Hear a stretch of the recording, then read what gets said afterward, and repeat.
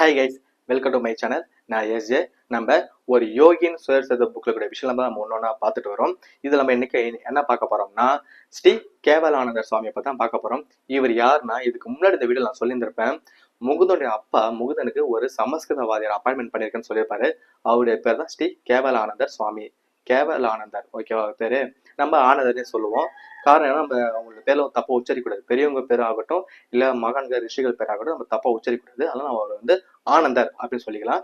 இவர் முகுந்தன் சொல்றாரு, நான் ஸ்ரீ லாகிரி மாயத்தோட சீடன், அதுவும் இல்லாம எனக்கு நல்லா சமஸ்கிருதம் தெரியும் அப்படின்னு சொல்லிட்டு, நீ சமஸ்கிருதத்துல எனக்கு எந்த டவுட்டா இருந்தாலும் என்கிட்ட கேட்கலாம், ஆன்மீக ரீதியா ஒரு டவுட்டா இருந்தாலும் என்கிட்ட நீ கேட்கலாம்னு சொல்லும்போது இவர் என்ன சொல்றாரு, சரின்னு சொல்லிட்டு உங்க குருவை பத்தி சொல்லுங்கன்றாரு. இவர் குரு யாருன்னா ஸ்ரீ லாகரி மகசேர் சொல்றாரு. நான் அவர்கிட்ட சீடனா இருக்கும்போது என் கூட இன்னொரு சீடன் தான், அவன் பேர் ராமு.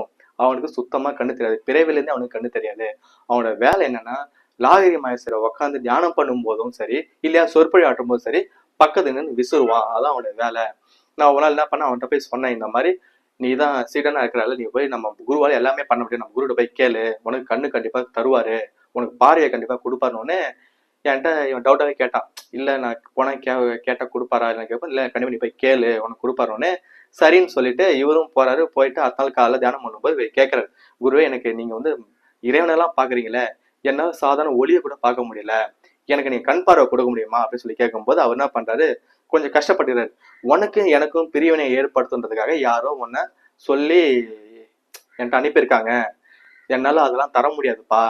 ஆனா தாவர செடிங்களா இருக்குல்ல, அதுங்களுக்குள்ளயும் மனுஷ செல்லுக்குள்ளயும் சூட்சமமா ஒரு ஒளி இருக்கு பாத்தியா, அந்த ஒளி நினைச்சா கண்டிப்பா உனக்கு பார்வையா தர முடியும் அப்படின்னு சொல்லி அவர் கிட்ட கூப்பிட்டு அவர் நெத்தில கைய வச்சுட்டு, நீ என்ன பண்ற, 7 நாளைக்கு ராமநாமம் சொல்லு அப்படின்னு சொல்லி அனுப்புறாரு. இவரும் சரின்னு சொல்லிட்டு வந்துட்டு ஒரு 7 நாளைக்கு அடிக்கடி ராமநாமம் சொல்றாரு.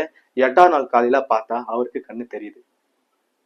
எப்படி இல்ல, எவ்வளவு பெரிய விஷயத்த எவ்வளவு அழகா பண்ணிருக்காங்கல்ல. இதே மாதிரி விஷயங்கள் நிறைய இந்த புக்கில் இன்னும் நிறைய இருக்கு, போக போக பார்க்கலாம்.